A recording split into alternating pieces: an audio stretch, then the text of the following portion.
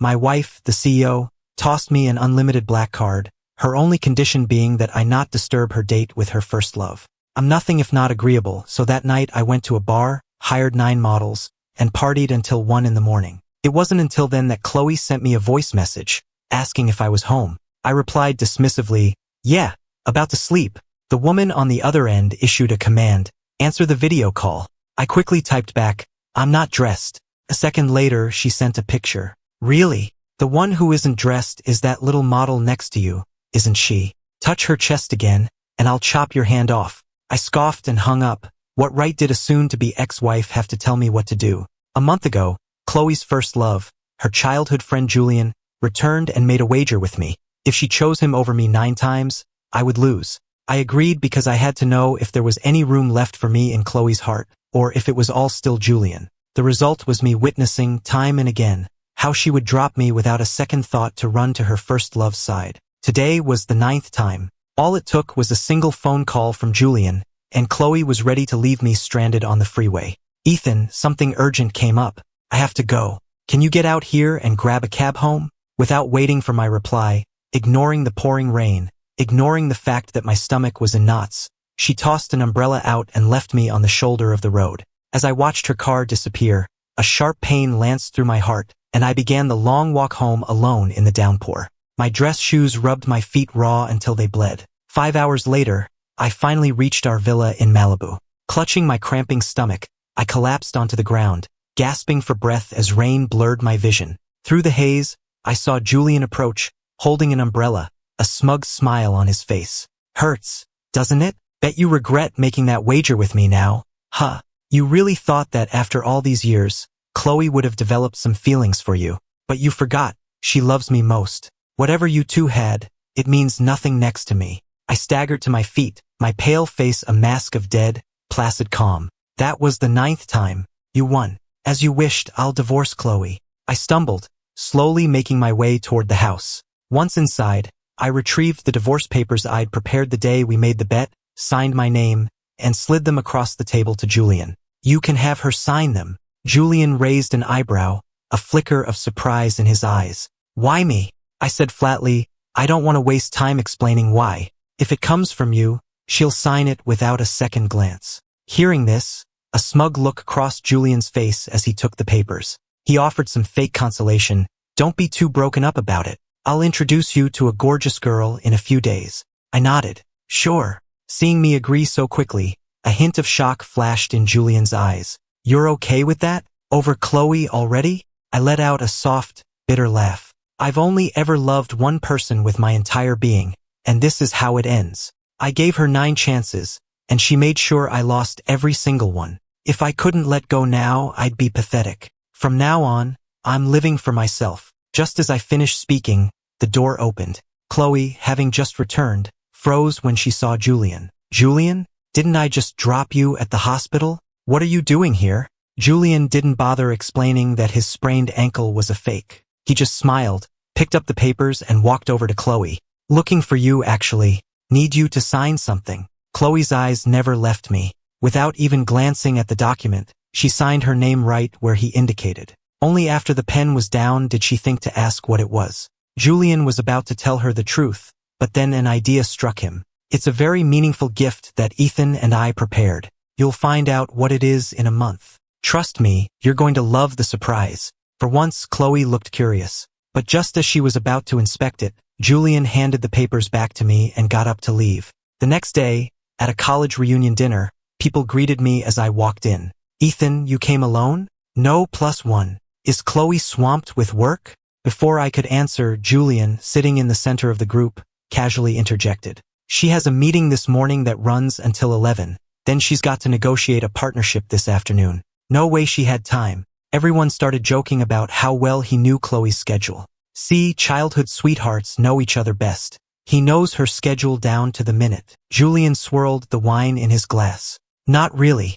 Khloe mentioned it herself when she drove me home late last night." "Wow, you two are still so close. That childhood bond is really something. Good thing Ethan's so understanding. He knows the history between Khloe and Julian and doesn't mind a bit. Besides, if Julian wanted to be with Khloe, it would have happened ages ago. Everyone knows Khloe only listens to him, She's completely devoted. At this, Julian's smugness grew.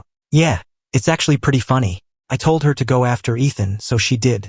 I even had to push her to get married, to finally make it official with him. To anyone who didn't know better, you'd think I was forcing her into a relationship she didn't want. A shock went through me. I had always believed Khloe had been moved by my devotion, that she had willingly accepted my proposal. Was our entire marriage just another one of Julian's schemes? In that moment, it felt like a weight was crushing my chest, and I couldn't breathe. The conversation in the room continued, but I couldn't take it anymore and excused myself to the restroom. By the time I composed myself and returned, they had started a game. Julian had just lost a round and had to draw a truth card. Name the most devoted person who's ever pursued you, and give examples. As the card was read aloud, my eyes flickered away. Julian smiled, launching into a story. Well, this girl started chasing me when she was 7. It's been almost 20 years now. When she was a preteen, she gave me her family heirloom and told me she'd only ever love me. Every time I started dating someone new, she'd drink herself into oblivion for days. Oh, and for the past few years while I was studying abroad, she flew out to see me every single week. Listening to each detail, a storm churned inside me. While I had been giving my all to our relationship, she was still relentlessly pursuing her first love, and I had been completely oblivious. The pain in my chest was suffocating. The rest of the group was captivated, sighing and pressing for more details. Julian, who is she? Do we know her? She's so devoted, you must have been won over, right? If you two get together, you have to introduce us. Julian shot a sly, knowing glance in my direction and chuckled. All right, I'll bring her to meet you all next month. The words had barely left his mouth when Khloe pushed open the door to the private room, a smile on her face. Why wait until next month for an introduction? Julian, are you finished here? Weren't we supposed to go to that concert? The moment her eyes landed on me, she stopped short, a flicker of surprise and panic crossing her face. Ethan, what are you doing here? I recalled Khloe telling me that morning she'd be working late, until the early hours, and that I shouldn't wait up. So working late meant going to a concert with Julian? I gave a silent, humorless smile and met her eyes. As you can see, I'm at a college reunion. She nodded quickly, immediately changing the subject. Perfect. I'll head home with you then. I pulled out my phone to call a car, my voice steady. No need. I'll get a ride. You two go enjoy the concert. With that, I headed downstairs. I had just reached the curb when Julian followed me out. Upset. Here, I'll give you the concert tickets. You two only have a month left, anyway. You should make some final memories, or you'll regret it when you're older. My expression was frigid. No thanks. After the divorce, I plan on forgetting the past. We don't have any memories worth keeping. Don't say that. Even though Khloe only got with you because I pushed her, you did take some of the burden off me. It's bad enough you never got her love. It would be cruel of me to deny you even a few memories.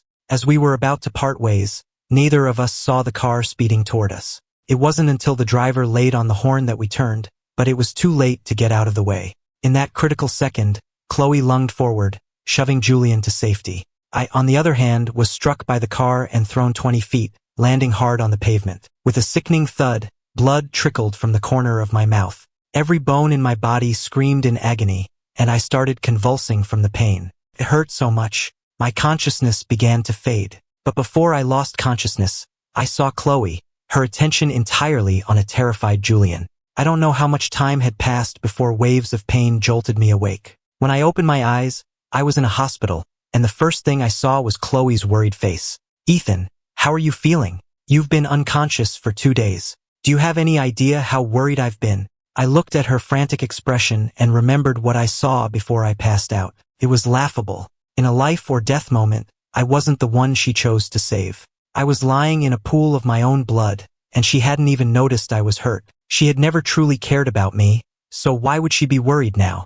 I took a shallow breath, my voice hoarse. I'm fine. Go take care of Julian. Khloe froze, assuming I was upset that she hadn't saved me. She rushed to explain. Julian's fine. You're the one who's seriously hurt. Of course, I'm staying here to take care of you. I just shook my head, said I was tired, and closed my eyes, pretending to rest. Khloe didn't press the issue. She tucked me in, got me some fresh water, and ordered a light lunch for me. Then she took a call, said something urgent came up at the office, and left, promising to come back the next day. When the nurse came on her rounds, She saw all the arrangements Khloe had made and commented on how lucky I was to have such a caring wife. I said nothing. As I was about to eat the soup, my phone buzzed. I opened the message. It was from Julian. Sorry about this, but that car crash really gave me a scare. I texted Khloe, and she's having dinner with me now. She's taking me for a drive later, and then we're catching a movie. You rest up at the hospital. The message included a picture from a well-known health food restaurant downtown,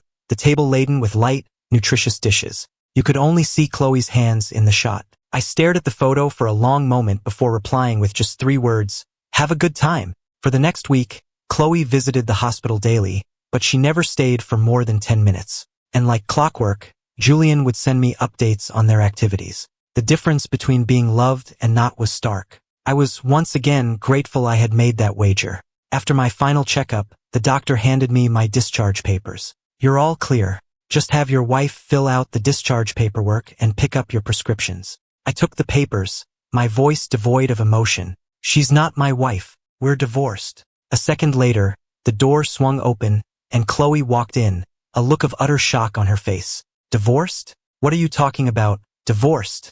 I hadn't expected her to show up. I faltered for a second. "Nothing. I just meant you've left for the day." Seeing my nonchalant expression, Khloe seemed to relax. "I've been swamped with a new project, working overtime constantly, so I haven't been able to be here." I watched her lie so effortlessly and my eyes narrowed. "If you're that busy, don't worry about coming. I can take care of myself." I meant every word, but Khloe thought I was just being angry. "It's my fault. The project is almost wrapped up. I'll make it up to you and spend more time with you." She then started making arrangements to take me home. She even had her assistant deliver a huge collection of limited edition action figures for me to choose from. Looking at the expensive, detailed figures, I calmly refused. "I've never liked these. The person who likes these is someone else." When I told her I didn't like them, Khloe immediately had her assistant arrange for different gifts. "Then I'll get you something else. What do you want? Watches? A luxury car? I'll buy you anything.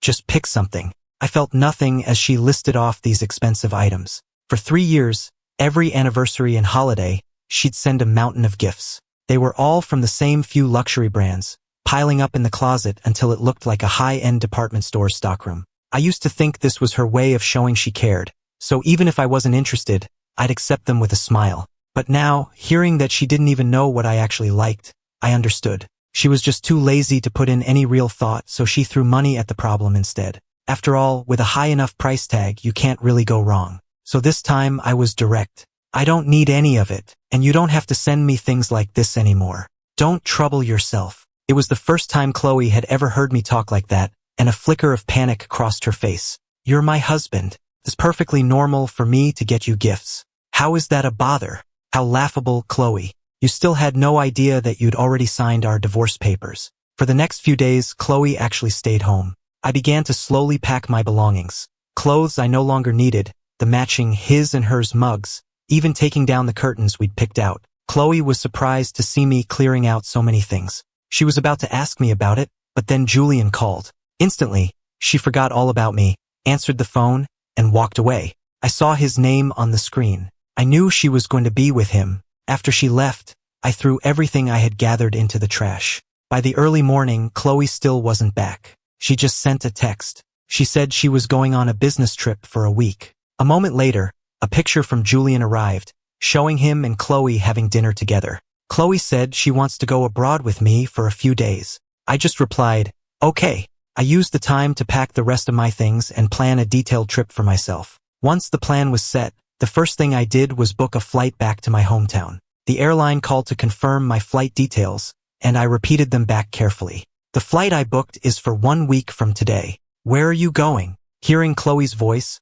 I turned to see she had come back at some point. I avoided her questioning gaze, ended the call, and answered truthfully, "Back to my hometown to see my parents." Khloe nodded without asking more, then produced an exquisitely wrapped gift. "Ethan, you said you didn't like those action figures, right? I picked out a watch for you this time. See if you like it." I made a show of opening it, glanced at it, and set it down. "I love it." My flat response seemed to surprise her. She stepped closer, gently taking my arm, her voice laced with concern. "What's been going on with you lately? I was away for so long, and you didn't send me a single message. Are you feeling down?"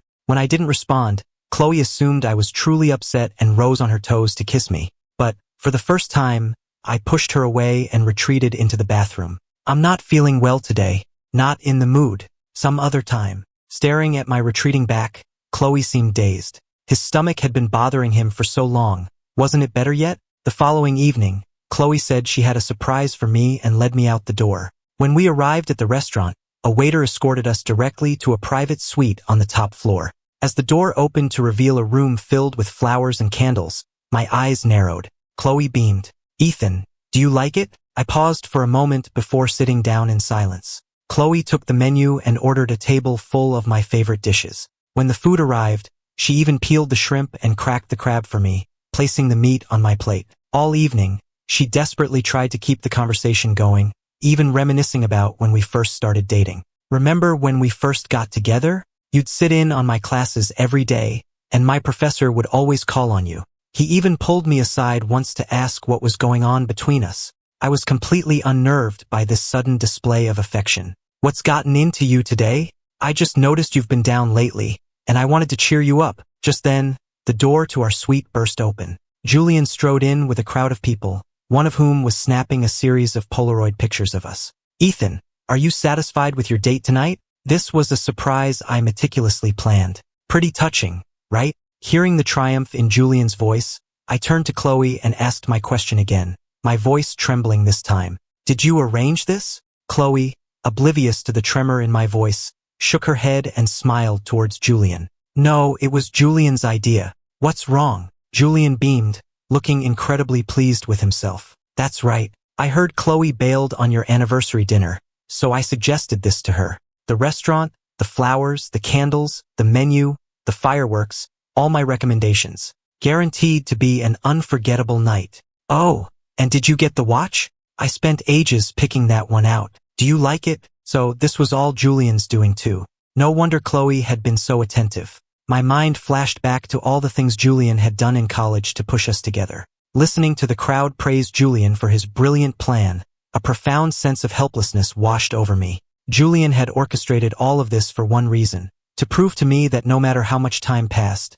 I had no control. The beginning, the middle, and the end of my relationship with Khloe were all in his hands. I was just a passive participant, and Khloe was a willing pawn. Seeing Julian holding court, surrounded by his admirers, I couldn't take it another second.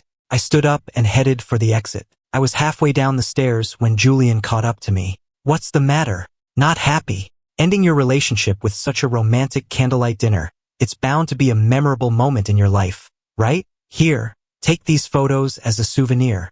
I glanced down at the photos he held out. In them, Khloe stood with a heart-shaped firework exploding behind her, but her eyes weren't on the camera. They were looking in the direction where Julian had been standing. I didn't take them. I just looked at him, my voice heavy with exhaustion. "I've already signed the divorce papers. I'm letting you have her. What's the point of all this?" "No point. I thought you'd be touched." "Well, if you don't like it, we won't do it again. Not that there'll be another chance, anyway." Julian laughed and turned to leave, but just as he did, the large light fixture directly overhead came loose. I instinctively threw my arms up to cover my head, but then I saw Khloe rushing forward as the fixture crashed down, knocking me to the ground. A pained groan escaped my lips. I trembled, trying to call for help, but all I could see was Julian, crying, as he helped Khloe to her feet. She was covered in blood, too. "Khloe, why were you so stupid?" My head grew heavy, my vision blurred, and I finally gave in and lost consciousness completely.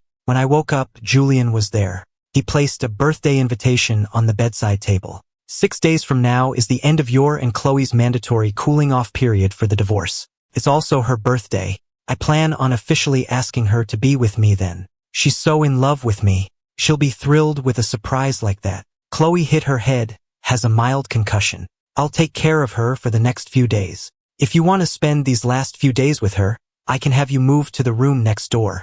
I closed my eyes, my voice flat. "No thanks. The person she wants to see right now is you, and I have no desire to see her." Julian nodded with understanding, then closed the door and left. During my last few days in the hospital, Khloe called and sent a few messages. I ignored them all. The day I was discharged, I went and picked up the final divorce decree. Back home, I placed the divorce decree and the original, signed agreement into a gift box and tied it with a ribbon. I was just about to leave with my suitcase when I ran right into Khloe returning home. She looked at my suitcase, surprised. "Ethan, it's my birthday. I was about to take you to my party." "Where are you going?" I lied without missing a beat. "I have to catch a flight, back to my hometown. The tickets for today." I turned, picked up the gift box from the table, and handed it to her. "I got you a birthday present. Happy birthday." "I have to run. I'm in a hurry." Without waiting to see her reaction, I walked out the door, hailed a cab, and went straight to the airport. Watching my hurried retreat,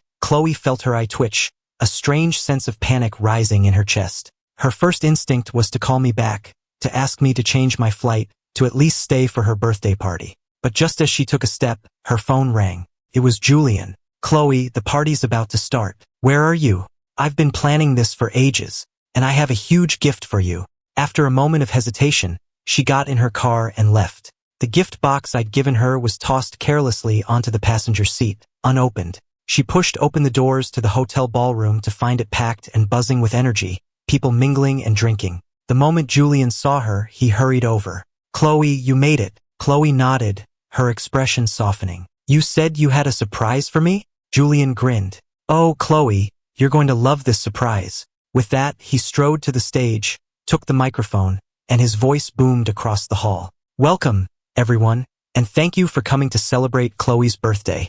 Today is a special day, and not just because it's her birthday. I have two pieces of good news to share. First, congratulations to Khloe on her divorce. She's leaving the past behind and embracing a new future. And the second piece of good news is that, right here, tonight, I am going to officially ask Khloe to be with me. Khloe, you've loved me for so many years, and I've selfishly taken that love for granted. But today, I've finally seen clearly. I want to be with you forever." The warm, bright spotlight hit Julian, making him look almost angelic on stage. He stared into Khloe's eyes, his own filled with deep emotion, and said softly, "For so long, you've been the sun in my life, quietly there, silently watching over me. Every moment we've spent together is like a star in the sky of my memory. I used to take that warmth for granted, but now I realize it was a safe harbor you built for me with your love." Khloe's mind, however, went completely blank. Before she could process anything, Julian was in front of her, microphone in hand, gently taking her hand. "I've seen countless beautiful sights," he continued, "but the most beautiful view I've ever found is in your eyes. I've heard countless words, but I've felt the greatest warmth in your care. From this day forward, I don't want you following behind me anymore. I want you by my side, walking through every season, seeing every sight together. Will you be a part of every moment of my future? Ethan has divorced you. For all these years, you've chased after me, been there for me no matter what. I know you truly love me. And now I don't want you to chase me anymore, because I've decided I want to be with you. So, Khloe, do you like your surprise? This is my birthday gift to you. Be with me." Khloe stood frozen, completely unresponsive. Julian, seeing her stunned silence, assumed she was overcome with happiness. He gently called her name, prompting her for a reaction. Khloe's mind was reeling with questions, but in front of the entire ballroom, she couldn't voice them. She could only play along, forcing a look of surprise as she said to Julian, "Thank you for all of this. I'm so touched." Though it wasn't a direct yes, everyone there knew how much Khloe had done for Julian over the years. They all assumed they were already a couple, just waiting for the divorce to be final before going public. Now that the divorce was done, he was announcing it to the world at this huge party. "I knew you'd love it." Julian was satisfied with her response. He smiled, put his arm around her waist, and began to navigate her through the crowd. He wore a broad, happy smile, as if they were the perfect couple. The crowd erupted in congratulations. "Congratulations, Khloe. All those years of waiting finally paid off. Congratulations, Julian, on winning her over. Congratulations, Khloe. A true love story finally comes true." They spoke of infidelity and home wrecking as if it were a fairy tale. No wonder I wasn't there. A few people muttered about how unfair it was to me, but their voices were lost in the sea of congratulations. By the time the party wound down, it was late. Julian, ecstatic and a little drunk, kept his arm wrapped tightly around Khloe's waist. Looking at Julian beside her, Khloe pushed her swirling questions aside. She had no time to think, she just had to get him home. It was late by the time she got Julian settled and asleep. She finally returned to our house. Arriving at the dark, empty house, Khloe finally remembered that I was gone, that I had gone back to my hometown. Khloe didn't really believe I could leave her. She knew just how much I loved her. Just as she had spent years chasing Julian, I had spent years chasing her. She remembered the birthday gift I'd given her that morning and concluded I was just angry, waiting for her to come and smooth things over. She knew she had neglected me for Julian, and she decided she would make it up to me properly when I returned. With that thought, she called my phone, not caring what time it was or if she might be waking me. She let it ring and ring, but there was no answer. Undeterred, Khloe sent me a message on iMessage. Seeing the red exclamation point and the message failed to deliver notification, Khloe felt a surge of annoyance. Had he just disappeared because he didn't know how to face her?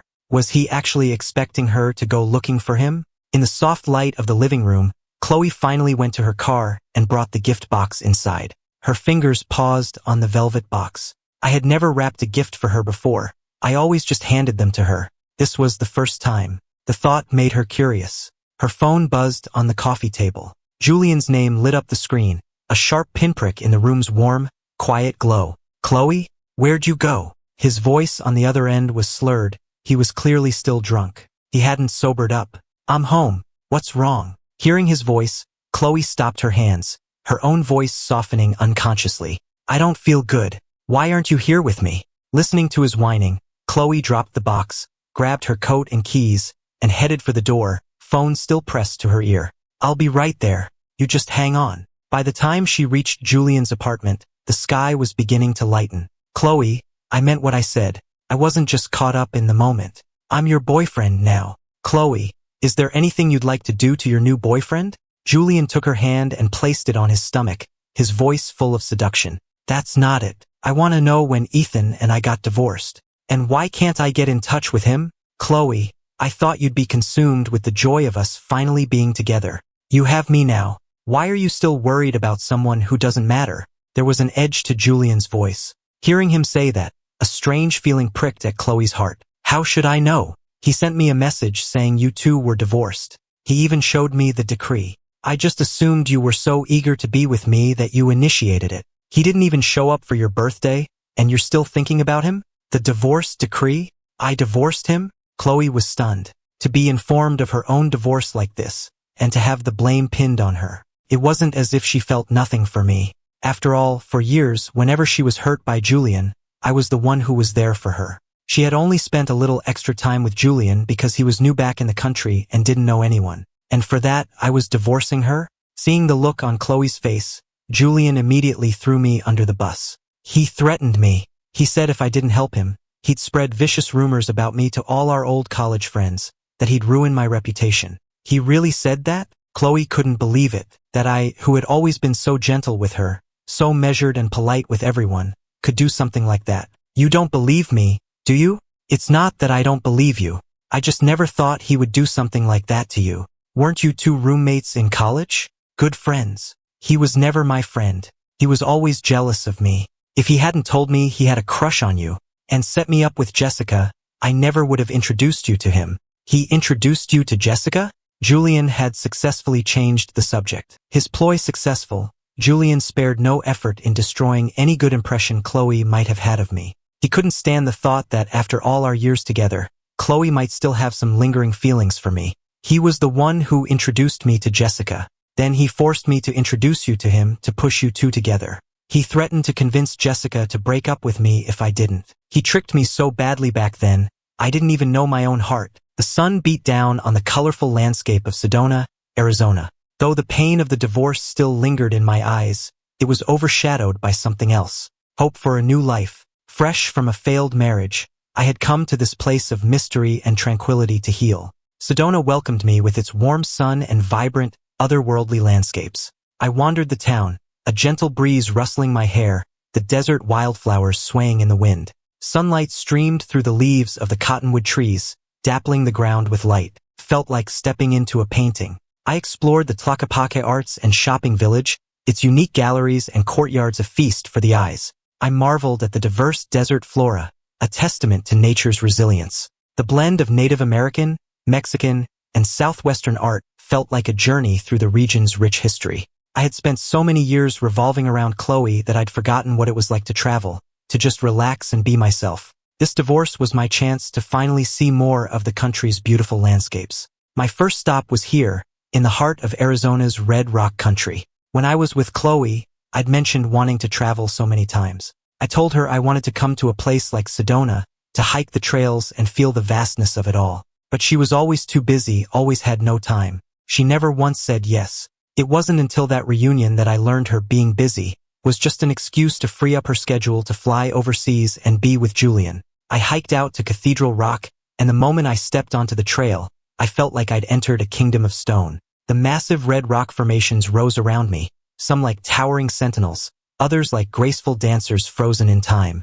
I walked among them, running my hand over the weathered sandstone, imagining the millennia of stories they held. The local legends spoke of great love and sacrifice, and I found myself moved, imagining the timeless human dramas that had played out against this epic backdrop. I spent days exploring the different trails and vortex sites. I walked the dusty paths, the crunch of gravel under my boots the only sound, as if the land itself was whispering ancient stories. The local shops were filled with turquoise jewelry and beautiful crafts. I wandered aimlessly, letting my mind get lost in this beautiful, peaceful world. I found a spot overlooking a serene creek, the distant red cliffs meeting the clear blue sky in a breathtaking vista. The landscape felt like a giant, perfect mirror reflecting the sky. The water in the creek was crystal clear, sparkling in the sun. I rented a mountain bike and rode the trails, the dry, clean air on my face feeling incredibly freeing.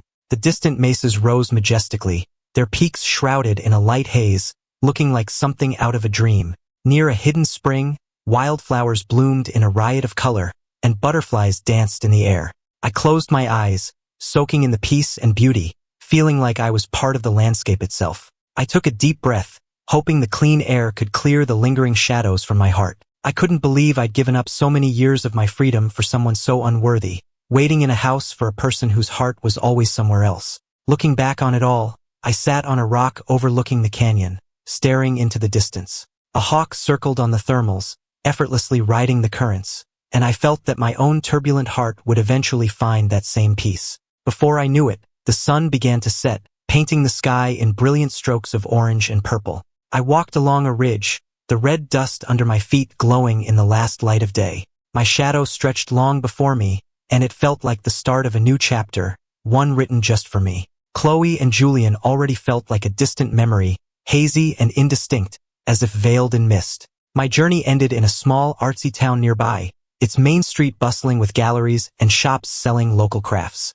I strolled down the charming main street, admiring the beautiful artwork and soaking in the unique, creative atmosphere. A street musician played a lively tune, and a few locals were dancing, their faces filled with simple joy.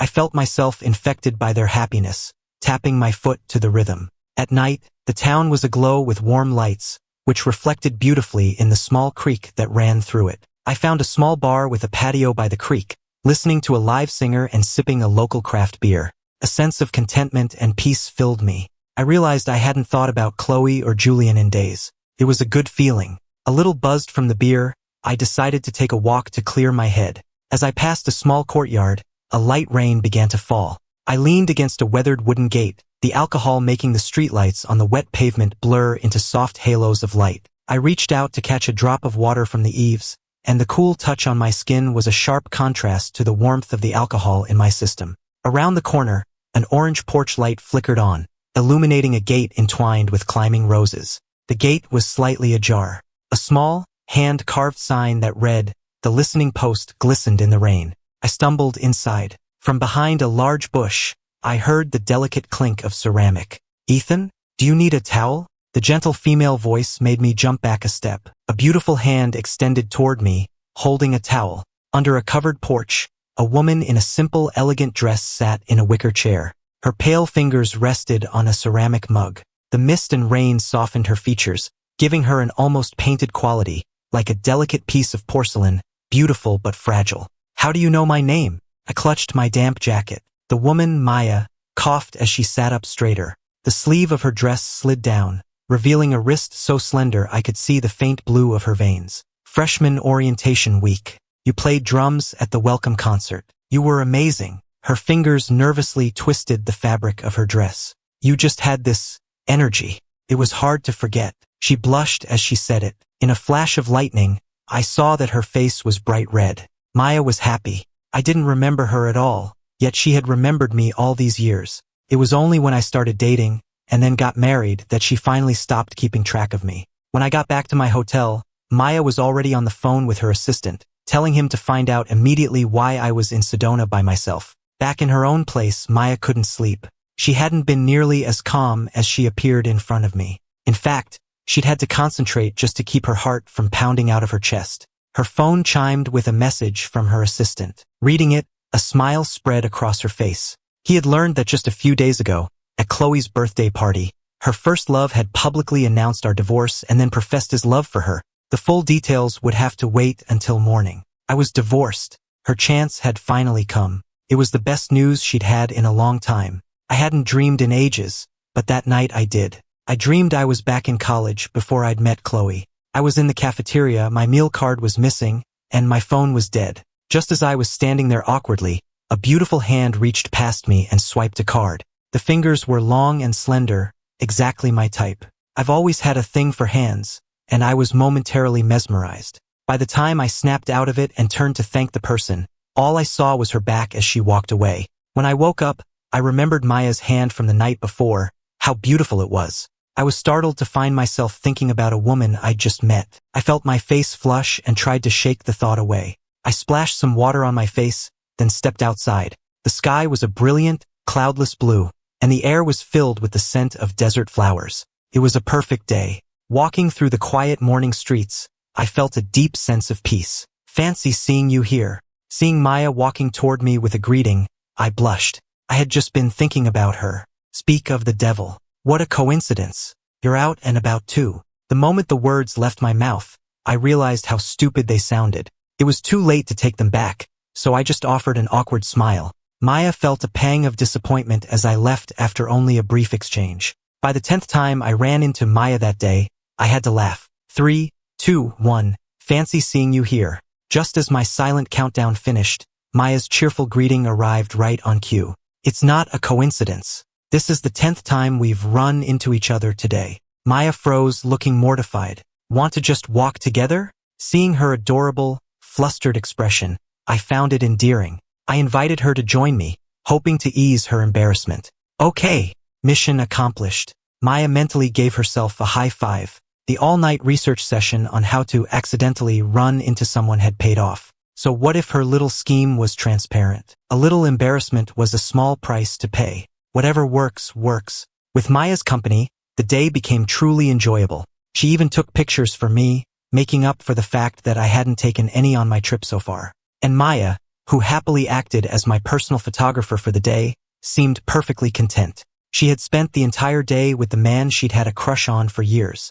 Back in New York, after days of non-stop work, Khloe finally cleared her schedule, setting aside a whole month to travel with Julian. Julian was thrilled when he heard the news. He invited her over for dinner at his apartment. When Khloe went back to our house to pack, she finally saw the gift I'd left for her, still sitting in the living room.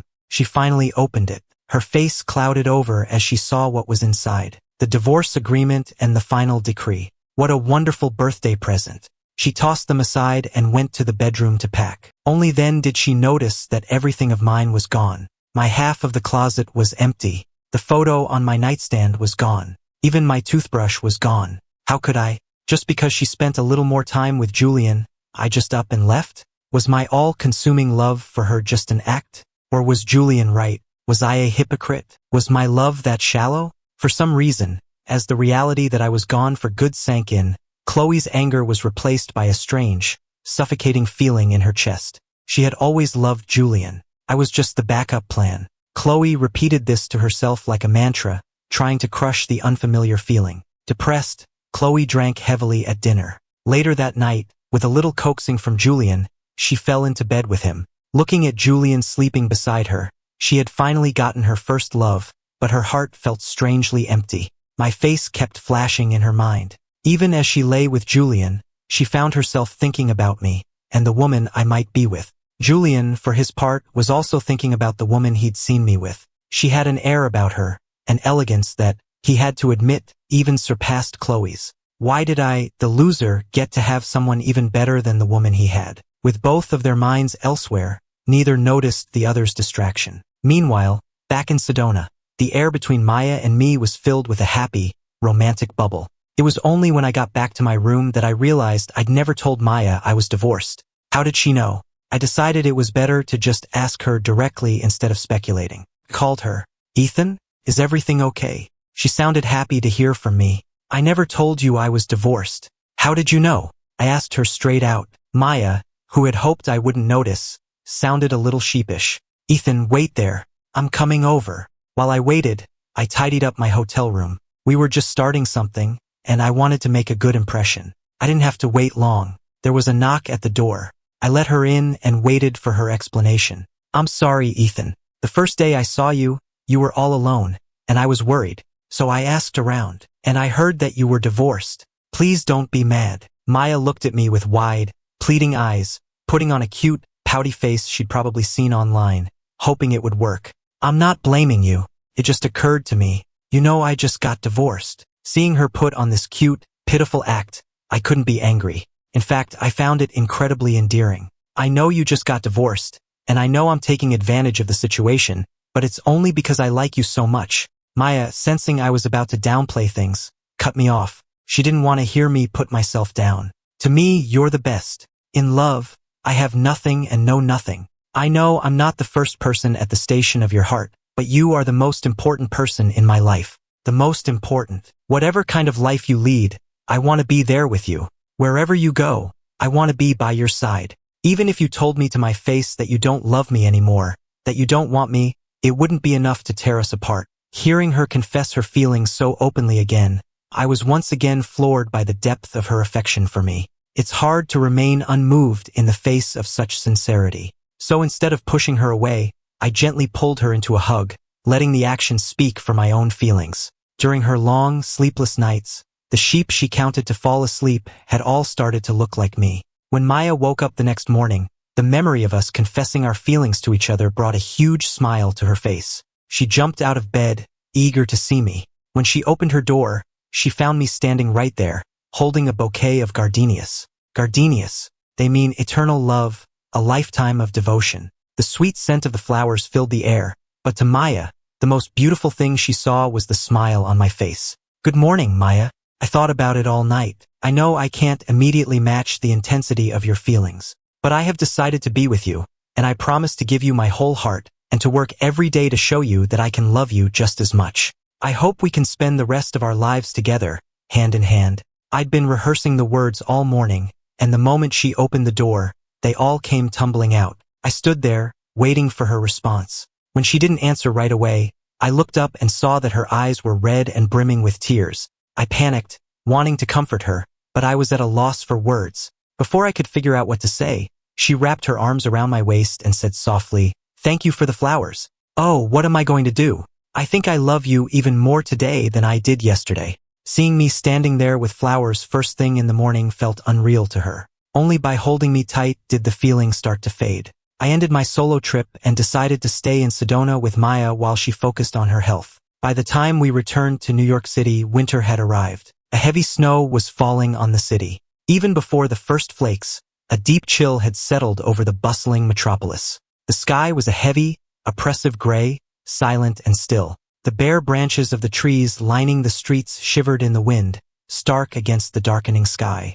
A few stray leaves swirled weakly in the air before settling on the ground. The moment I stepped out of the airport, the biting wind gave me goosebumps. Thankfully, the walk to the car was short. I've always loved the snow. Growing up in a warmer climate, I still remember the thrill of seeing my first real snowstorm when I came to New York for college. It was as if the entire world had been put on mute, the only sound the soft hiss of falling snow. The flakes, each unique, wove together in the air to form a magical white curtain. It covered the ground in a thick white blanket. It coated the tree branches in a layer of crystalline silver. They looked like they were made of crystal. It settled on the rooftops of the old brownstones, making them look even more stately and timeless. The few people on the street were bundled up, hurrying along to escape the biting cold. After our return, things began to change for Khloe and Julian. Khloe stopped indulging Julian's every whim. Ever since that party, when Julian had thrown a fit and she'd had to calm him down, she had snapped at him,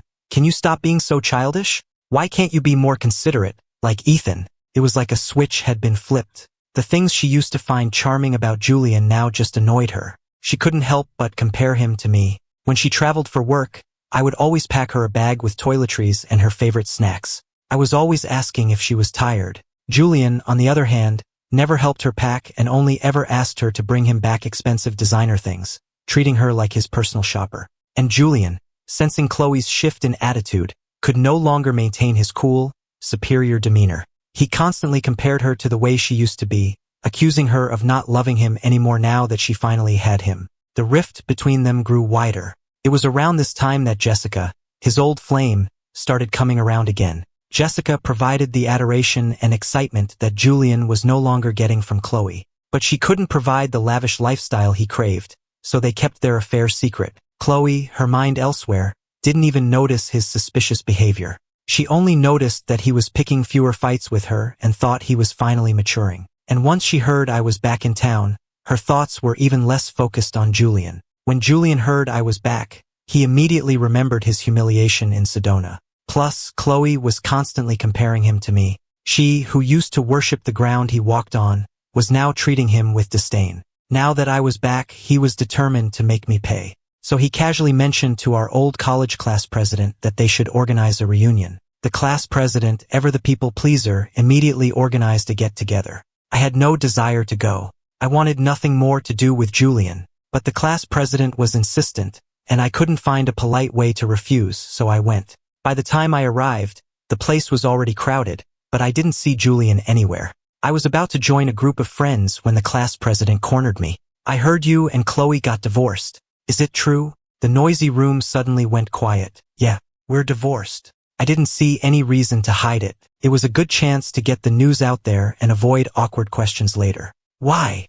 How could you let someone as amazing as Khloe go?" Irreconcilable differences. I had no intention of elaborating. "I heard she's with Julian now. Was it because of him?" Someone who had heard the rumors muttered it under their breath. If Julian had wanted to be with Khloe from the start, where would I have even fit in? The class president steered the conversation back to Khloe's undying devotion to Julian. Exactly. Everyone saw how good Khloe was to Julian. I couldn't even compare. If Julian hadn't set us up, I never would have had a chance with her in the first place. I guess I should be thanking him. The crowd then launched into stories about how Khloe doted on Julian, completely ignoring the fact that she was a married woman and I was her husband. They had no regard for my feelings, openly discussing all the ways I fell short compared to Julian. They were oblivious to the pain their words were causing. The few people who looked uncomfortable were drowned out by the majority. They glanced at my grim face and whispered for the others to stop. The class president saw my expression and laughed.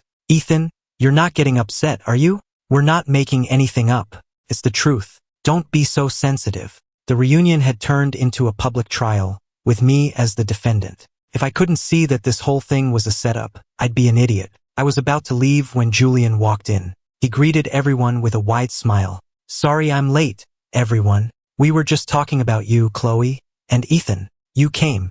I was worried you'd be upset with me." "Why would I be upset with you?" The class president played along. "It's all Khloe's fault, really. She was just as devoted to me when I got back, and Ethan got jealous and insisted on a divorce. Then he blamed the whole thing on me. He feels bad about it, I'm sure, but what can you do? Khloe loves me, not you. Married for years and never even had her love. You poor thing." Murmurs spread through the room. "If this was your goal, then I'm afraid I have to disappoint you.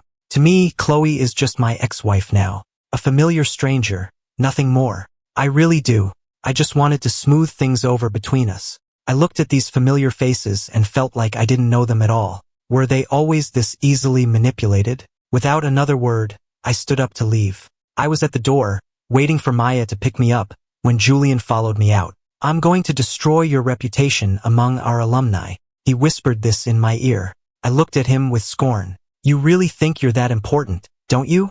Just then, Maya pulled up to the curb. "It seems the Sterling Corporation has too much time on its hands lately. In the future, I don't want to see any of these people working in any Sterling-owned enterprise." Before anyone could react, Maya ushered me into the car and we drove away. Watching me leave with such a commanding woman, and then seeing security guards arrive to clear them out, they all realized they had messed with the wrong people, and that it was going to cost them. Some of them who worked for Sterling-owned companies soon received termination emails. They were furious. They wanted to blame Julian, but with Khloe by his side, they knew they couldn't touch him either. They had no choice but to accept their fate. When titans clash, the little guys get crushed. Others who worked for companies that partnered with Sterling were also fired, their employers fearing repercussions. After the party, everyone took to their social media accounts. They all discussed how Julian had shot himself in the foot. His reputation was in tatters. The timing of his public confession right after Khloe's divorce had already raised some eyebrows. But because Khloe had been the one pursuing him, many had defended him, seeing him as an innocent party caught in the crossfire. But this time, the story was completely different. An anonymous account posted the details online, and it quickly went viral. When someone's down, everyone kicks them. This time, no one defended him. They all called him out for being a homewrecker, saying it takes two to tango. When Julian saw the online comments, he flew into a rage and trashed his apartment. Khloe, meanwhile, was in deep trouble. Business partners began to withhold funds and delay shipments, all giving the same vague excuse. She had offended someone powerful. Partners whose contracts were up for renewal all jumped ship to her competitors. Khloe was so busy trying to salvage her company that she started sleeping at the office. Julian couldn't reach Khloe, but Jessica was always there, showering him with attention. Already on edge, Julian let Jessica's flattery and a few drinks lead him into bed with her. After sleeping with Jessica, Julian reasoned that even though Khloe had been neglectful lately, it was only because she was busy and still adjusting to my absence. She was still the same devoted Khloe underneath it all. This rationalization made him even more reckless with Jessica. He started taking Jessica out to movies, on trips, even bringing her back to the apartment Khloe paid for, all on Khloe's credit card. Khloe, buried in work and trying to save her company, kept seeing notifications for charges on her secondary credit card. She was furious. It was bad enough that Julian didn't seem to care about her at all, but for him to be so extravagant while her company was collapsing was infuriating. So, despite being swamped, she went to Julian's apartment. The moment she opened the door, she was greeted by a trail of discarded clothing, and the unmistakable sounds of two people having sex coming from the bedroom. In disbelief, Khloe walked to the bedroom and pushed open the door.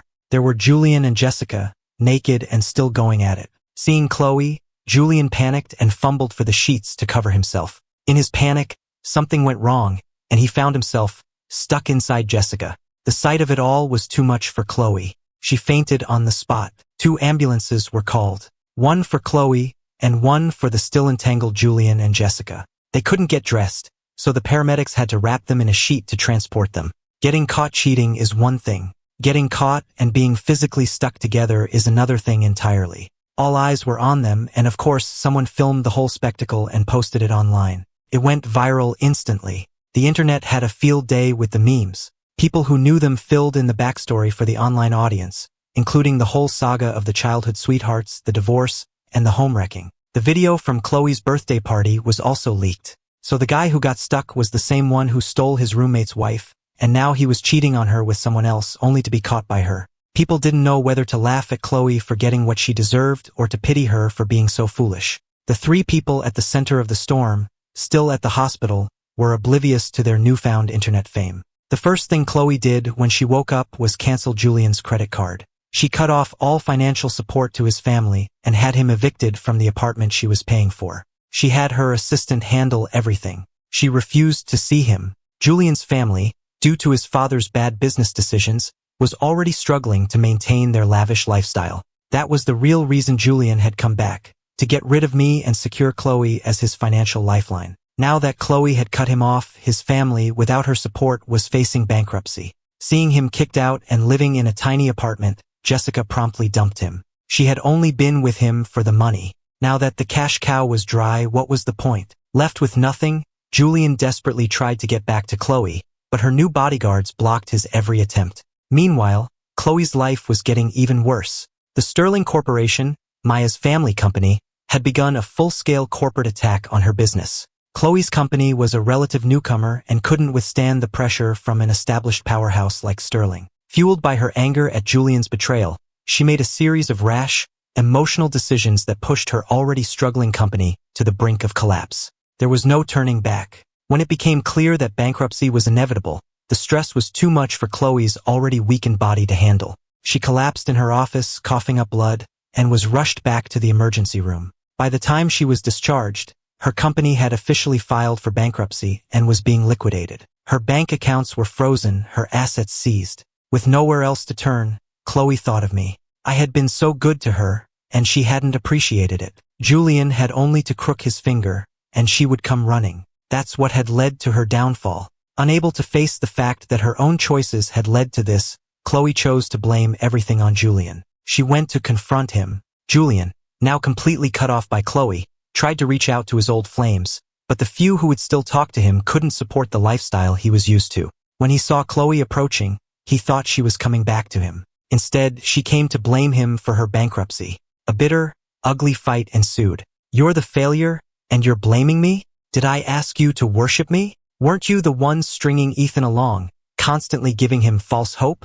If it weren't for you, he never would have left. I just had to beckon, and you came running. How is that my fault? She was the one who had wronged me, who had hurt me. This was all her own doing. Julian, after everything that's happened, don't you feel even a little bit of guilt? Any regret? Listening to his endless stream of excuses, Khloe asked a question that, even to her own ears, sounded ridiculous. Guilt? Regret? Why should I feel guilty? Khloe, we've known each other since we were kids. You know who I am. Did you really believe everything I said? Don't you know how often I lie? My words just gave you an excuse to do what you wanted to do all along. You used me as an excuse, pretending you were doing it all for me. But from the very beginning, weren't you only ever thinking of yourself? Khloe, speechless, turned and walked away. Her world had completely collapsed. But she still wanted to see me one last time to apologize. When she came looking for me, she was intercepted by the bodyguards Maya had hired,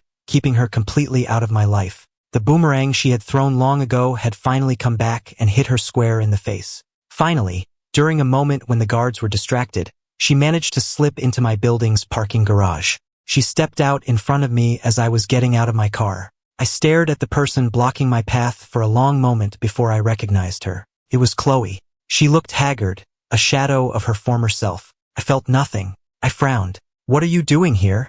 Seeing my completely emotionless face, Khloe's own face crumpled. A wave of pain and sadness washed over her. Her eyes grew red, and her voice choked. I came to apologize. When we were together, it was my fault. I neglected you, and I made you suffer so much. Every time I lied about a business trip, I felt guilty. That's why I had my assistant send you all those gifts. I thought the money could make up for my absence. I was so busy chasing Julian, and I never looked back at you. But the love in your eyes was always so strong. I'm so sorry. If you'll let me, can I make it up to you? Come back to me. I'll love you with everything I have. I'll work hard. I'll rebuild everything, and I'll love you. Listening to her tearful, passionate confession, I felt nothing but disgust. If she weren't broke, if Julian hadn't betrayed her, if she hadn't lost everything, she would never be saying these things. She just wanted someone to love her unconditionally, without ever having to return that love. Did she ever really love Julian? Probably, but it was more of an obsession, a fixation on what she couldn't have. That's why, after she finally got him, it didn't take long for her to start thinking about me again. Once she had him, the obsession faded. The prize was no longer so valuable once it was won. Understanding this, the final weight lifted from my shoulders. They were the ones who didn't know how to value something real.